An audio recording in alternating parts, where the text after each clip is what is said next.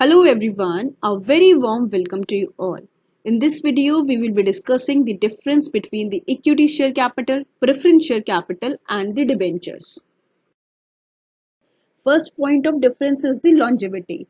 So equity share capital and the preference share capital is known as owners fund. क्योंकि equity share holders को और preference share holders को ये माना जाता है that they are the owners of the company in proportion of their share holding pattern. Debentures जो होते हैं वो कंपनी के क्रेडिटर्स होते हैं क्योंकि डिबेंचर्स वो it is a loan which is taken by a company from the debenture holder. So debentures are considered as the borrowed fund. Equity share capital is the permanent capital of the company and it is not refundable back to the shareholder.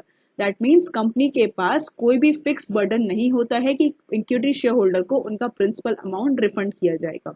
कब refund होता है? जब company wind up होती है.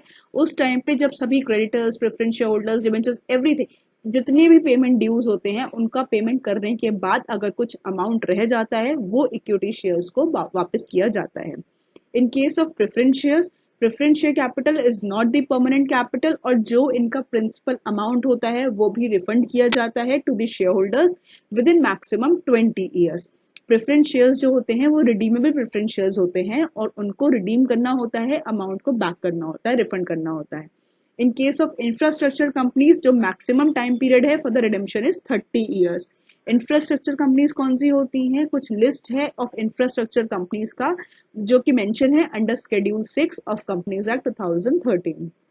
इन case of debentures, debentures is also not the permanent capital. Debentures एक permanent capital नहीं है company की. उसमें भी जो प्रिंसिपल अमाउंट होता है वो रिफंड करना होता है to the secured debenture holder in maximum 10 years. तो कितना टाइम पीरियड हुआ डिबेंचर्स को रिडीम करने का? मैक्सिमम 10 इयर्स और in case of infrastructure companies maximum 30 years. Next point of difference is dividend or interest. In case of equity share, company pays a fluctuating dividend to the equity shareholder. Means कोई fixed amount नहीं होता, company चाहे तो pay करती है वरना नहीं भी pay करती है. Fluctuating dividend होता है. There is no fixed burden on the company to pay the dividend to the equity shareholders.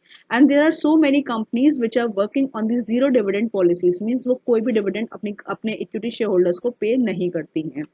In case of preference shareholders, company pays fixed dividend to the preference shareholders every year.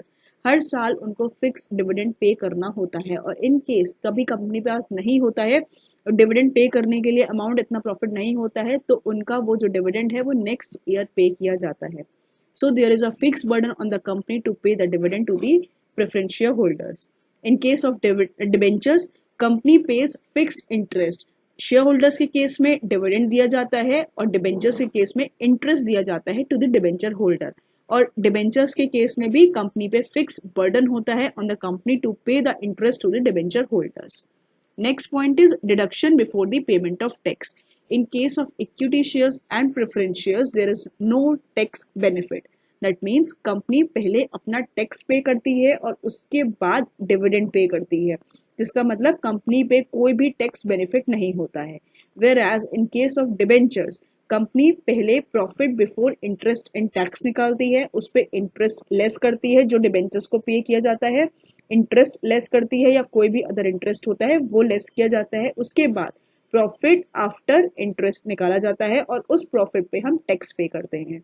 तो preference shares और equity shares के case में जो dividend issue होता है उसमें कोई भी टैक्स बेनिफिट नहीं मिलता है, लेकिन डिबेंचर्स के केस में जो इंटरेस्ट पे किया जाता है उसको कंपनी पे टैक्स बेनिफिट मिलता है. Next point of difference is voting power in the general meeting of the members. तो इक्विटी शेयर होल्डर्स के पास राइट टू वोट होता है on every resolution which is placed before the general meeting. लेकिन अगर articles prohibit करते हैं उन share holders को जिन्होंने डिफॉल्ट किया है अपने कॉल्स को पे करने के लिए, मतलब उनका जो अभी शेयर अलॉटमेंट अमाउंट है, जो भी कॉल अमाउंट है वो उन्होंने पे नहीं किया है, कंपनी ने मांगा है लेकिन उन्होंने पे नहीं किया है और आर्टिकल्स प्रोहिबिट करते हैं, तो उस केस में वो शेयर होल्डर्स वोट नहीं कर सकते हैं. अगर आर्टिकल साइलेंट है तो डिफॉल्टिंग शेयर होल्डर्स वोट कर सकते हैं.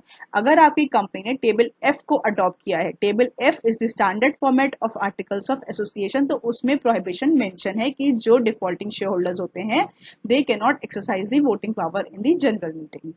Now the preference share holder सभी रेजोल्यूशंस पे वोट नहीं कर सकते, वो सिर्फ दो केसेस में वोट कर सकते हैं, या तो उस रेजोल्यूशन से उनका कुछ राइट अफेक्ट हो रहा हो, या फिर उनके पास तब पावर होती है अगर कंपनी ने उनका जो प्रेफरेंस रेमिटेंस है वो 2 इयर्स तक पे नहीं किया है फॉर 2 कॉन्जिक्यूटिव और नॉन कॉन्जिक्यूटिव ईयर्स, उस केस में ही प्रेफरेंस शेयर होल्डर्स के पास राइट टू वोट होता है। डिबेंचर्स पे कोई भी राइट टू वोट नहीं होता। Debenture holders have no right to attend general meeting, they have no right to vote on any resolution in the general meeting, absolute prohibition only for the general meeting। लेकिन उनकी अगर कोई class meeting होती है, यानी कि debenture holders की कोई मीटिंग होती है, उस केस में उनके पास राइट टू वोट होता है।